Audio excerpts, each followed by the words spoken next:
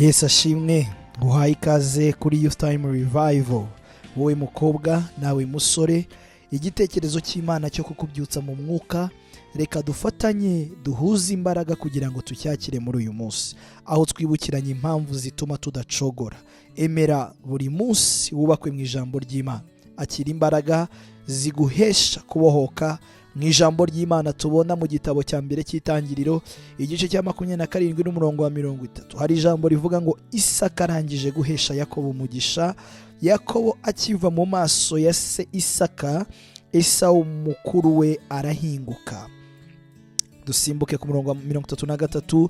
Isaka ahinda umushyitsi mwinshi cyane ati, ninde wahize umuhigo akawunzanira? Nkaba nariye kuri byose utaraza, nkamuhesha umugisha, kandi koko azawuhabwa. Amen. Yesu ashimwe cyane.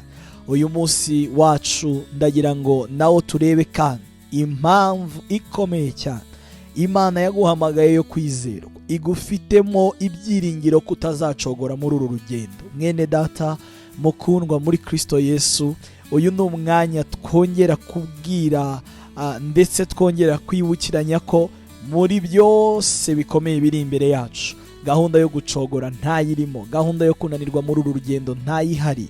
Dore impamvu uyu munsi tugiye kongera guhagarara mu byiringiro byacu, nuko iyi Mana ijambo yavuze ku buzima bwawe, haleluya, ngo iri jambo rizasohora rwose. Ijambo isezerano ndetse n'ijambo Imana yavuze ku buzima bwawe, icyo Imana yahamagariye ubuzima bwawe, icyo Imana yagambiriye gukora ku buzima bwawe, ngo icyo ngicyo ngo kizasohora. Ndabona inkuru hano y'umubyeyi witwa Isaka, umwana wa Abraham, ari we mwana umwe wenyine w'ikinege, ari mu zabukuru, aho yaragiye gutanga kandi yagombaga kugenda ahesheje umugisha abana. Hanyuma rero mu nkuru ndende tutagiye gucamo, igihe cyo gutanga umugisha kigeze, ahamagara umwana witwa Esawu, niwe wari umwana we w'imfura, yagombaga kumuvugaho amagambo. Umubyeyi wese yagombaga kuvuga ku mwana we, kandi ayo magambo akaba amagambo atanga ubuzima bw'icyerekezo cy'umwana. Hanyuma ngo ahamagara umwana, aramubwira ngo genda ujye kumpigira umuhigo, hanyuma uze unekere uwo muhigo, mbashe kuwurya nezerwe nanjye nguhe umugisha. Ariko ngo mama we arabyumva, kandi yakundaga murumuna we cyane, yongorera murumuna we, rero aramubwira genda ukora ibishoboka byose, uteke neza, hanyuma uze nkwereke ukuntu tugiye kubona umugisha. Yesu ashimwe cyane.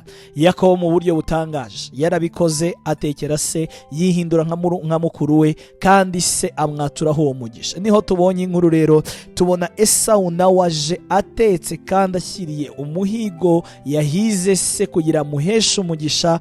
Tubona ngo ise aramubwira ati, ndababaye cyane Esawu mwana wanjye, ndababaye cyane, kubera ko ijambo ry'ubuzima nari mfite maze kurihereza murumuna wawe Yakobo.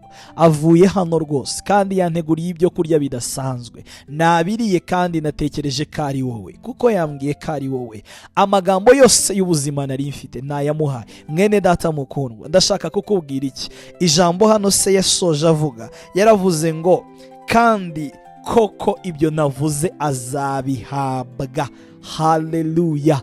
Hari impamvu ikomeye igiye gutuma udacogora muri uru rugendo. Niba Esawu ndetse na Yakobo na se bo mu myaka ishize bahamagawe n'Imana, ikintu babashaga kwatura ku buzima bw'abana babo cyarahamaga, kandi bakinjira mu isezerano, kandi iryo sezerano ngo rikazasohora. Ndashaka kuvuga ngo ibintu Imana yakubwiye ku buzima bwawe, haleluya, uyu munsi Imana irongeye ivuganye nawe ngo ibyo bintu bizasohora, ibyo bintu uzabihabwa. Isezerano ry'ubugingo urarifite, urarigendana, kandi ukiri na hano mu isi. Ibintu Imana yavuze ndongeye ndagukomeje mu ijambo ryayo. Esawu yarabwiwe na se, aramubwira Isaka ngo ibintu navuze azabihabwa. Nanjye nsoje nkubwira ngo komera, wicogora, ibintu Imana yavuze uzabihabwa. Imana iguha umugisha, Imana ikurinde gucogora, kandi Imana ibintu yavuze izabiguha mu izina rya Yesu Kristo. Amen.